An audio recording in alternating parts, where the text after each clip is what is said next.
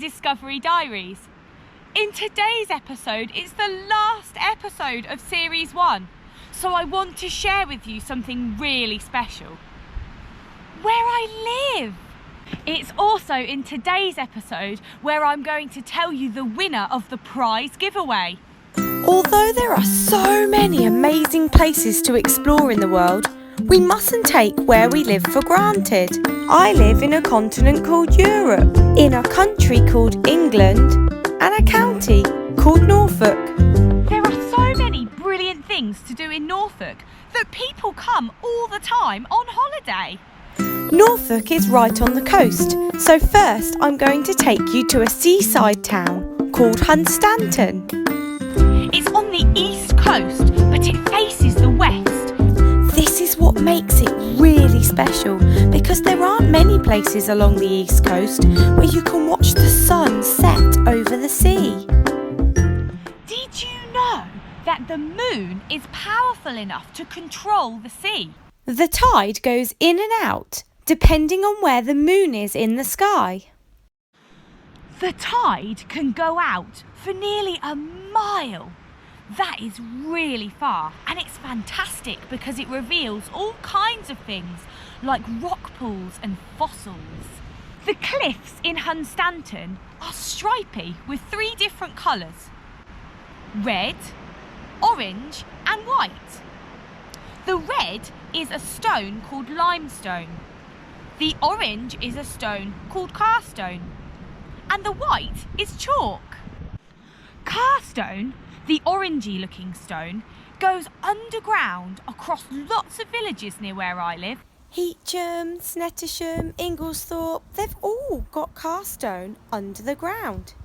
Here's my house. It's made from carstone. There are so many brilliant things that you can do when you visit Hunstanton. You can play on the beach, you can go on a boat to see the seals, crazy golf, playing in the rock pools. You could go to the theatre or the Sea Life Centre. There's swimming and parks. You could have a go at water sports like windsurfing, kite surfing or paddleboarding. There's a fairground. You could go bowling or try and win prizes in the arcades. You could even ride a donkey on the beach. Or, my favourite thing of all is going to get a gelato. My favourite gelato in the whole world is made in Hunstanton. A man called Joel learnt how to make gelato in Italy. Gelato is the Italian word for ice cream, although it is different to ice cream. It's made with more milk and less cream and eggs, making it smoother and softer with more flavour. There are also lots of really exciting events that happen in Hunstanton. On Christmas Day, thousands of people go into the sea to do a Christmas swim. They dress up in different outfits and raise money for charity. Ooh, that must be freezing. Another really important part of where I live is the farming. Did you know that 70% of the land in England is agricultural land? Agriculture is a word that we use to describe farming and some of the other jobs that help with farming. Things like growing crops or rearing animals, making sure that the soil is the right condition to grow crops, or even shearing sheep for wool. There are 2 different types of farming: arable, which is crops, and pastoral, which is rearing animals.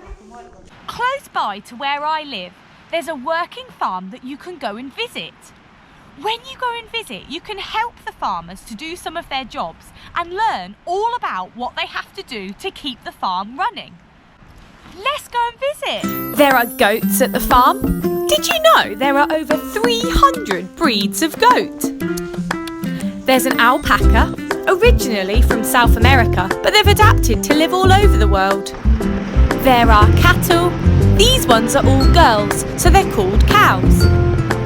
There are calves, baby cows. Oh, this one's using its tongue to pick its nose. There are pigs. Oh, I love the little grunt sound that they make. Did you know pigs can make 20 different sounds? Chicken. These ones are all female, so they're called hens. And lots of sheep. These sheep are female sheep, called ewes. These ones are all waiting to give birth. They're pregnant. They've been organised into pens depending on how many lambs they're going to have. There's a pen for the ewes having 1 lamb, a pen for the ewes having 2 lambs, or twins, and a pen for the ewes having 3 lambs. Triplets, some ewes even have quadruplets, 4 lambs at once. Some of the ewes have already given birth to their lambs. If a ewe can't produce enough milk to feed all of its lambs, the farmers will bottle feed them with milk. They become orphan lambs. Oh my goodness, these lambs have just been born. In Norfolk, we can grow lots of different types of crop. Barley is one of them, and we use barley in things like soup, stew, and grown-ups use it for their beer. We also grow lots of sugar beets to make sugar and wheat to make bread. The soil and climate in Norfolk is also perfect for growing potatoes. Ooh, I wonder if you can work out what kinds of things we can make from potatoes. Tractors are huge vehicles used on farms. Their enormous wheels make them really powerful. You can get all different tractor designs that are great for doing different jobs around the farm. This tractor is strong enough to pull the trailer, which is designed to put animals inside. Farmers are very busy people with lots of crops and animals to look after. They have to check the weather and make sure that they're doing the right jobs at the right time of year. Hens lay around 1 egg every day. If a male chicken is around, called a rooster, the egg may have a chick inside. Twice a day at the farm, the farmers go to check the chicken hutches. Here they collect up any eggs that haven't got little chicks inside. The farmers then take the eggs to this special egg grading machine. Here the eggs are weighed and sorted into sizes: extra large, large, medium or small. Let's use the machine to find out what size our eggs are. First, the machine weighs the egg, then drops it into the right size. This egg is a large egg. Let's try the next egg to see what size that is. The seesaw scales weigh the egg. It travels along the weighing scales until it falls into the correct size. This must be a small egg. These eggs are then sold in the farm shop for people to eat. We'd better go. I've still got so much to show you. Forest school next. Another thing that I love about where I live is how many forests and woodlands are around. Forest school is actually an idea that came from Scandinavia. Scandinavia is a region or an area within Europe. It's made up of Denmark, Norway and Sweden. As you can imagine, growing up with so much amazing nature around me, I really love the idea of teaching in nature too. Forest school is where you learn outdoors in a woodland or forest and discover things for yourself or with your friends. It's such a fun way of making memories and learning things that you'll remember forever. We are so lucky to have such amazing woodlands. Everyone is welcome at Forest School and it's amazing to enjoy it together. At Forest School, there's something for everyone to love because there's so much choice. We all have different ideas and interests that make it even more exciting. Often a letter appears when we first arrive. Then we can go on bug hunts, discover secret tea parties. You could use tools to make things from wood, Here, children are working together, using a knife and a mallet to whittle wood. You could do some campfire cooking.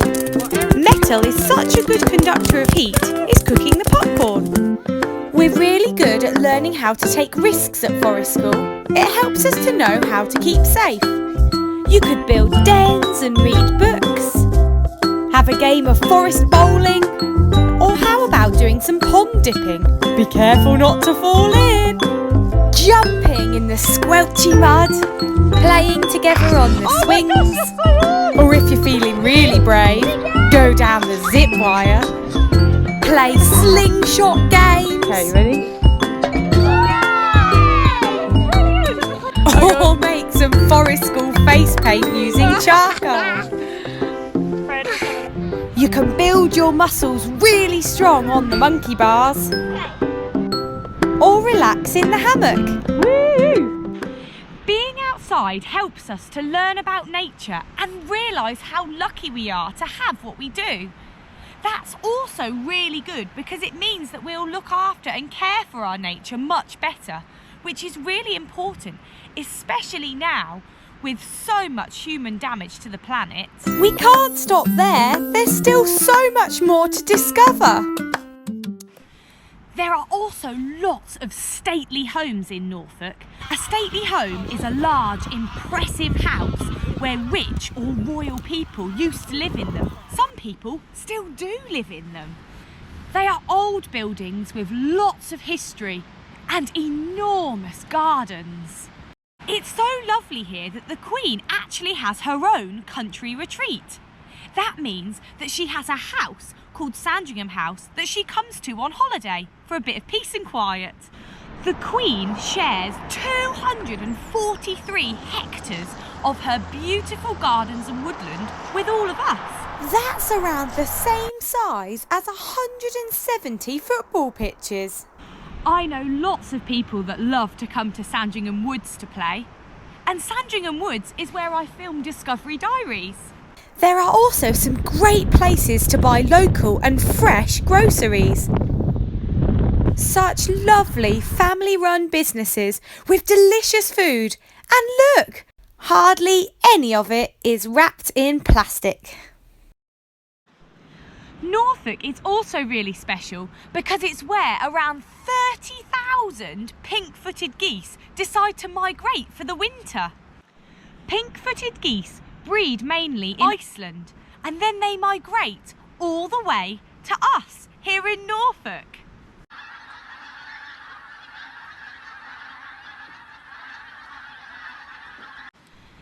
Keep a lookout for them in autumn time. You might see them in the sky or probably hear them. Final messages from Series 1. And the winner of the prize giveaway is Kayla! Congratulations! I'll get your t-shirt to you. I really hope that today's episode has helped you to realise that where you live is really amazing too. Make sure that you've subscribed to my channel so that you can keep updated on when Series 2 is coming. The best thing about making your dreams come true is that when they come true, you get to make new ones. So now it's time for us to think, where do you dream of going to visit? Comment below with the places that you would love to go, and I'll try and make your dreams come true too. It's time for me to go and catch a flight. See you in Series 2. Thanks for watching. Thank you to all the amazing children I've met who have inspired me to do this. I'd also like to thank East Coast Gelato, Snettisham Park Farm, Wildlings Forest School and Kemp's Fruit and Veg Store. This is dedicated to my amazing granddad.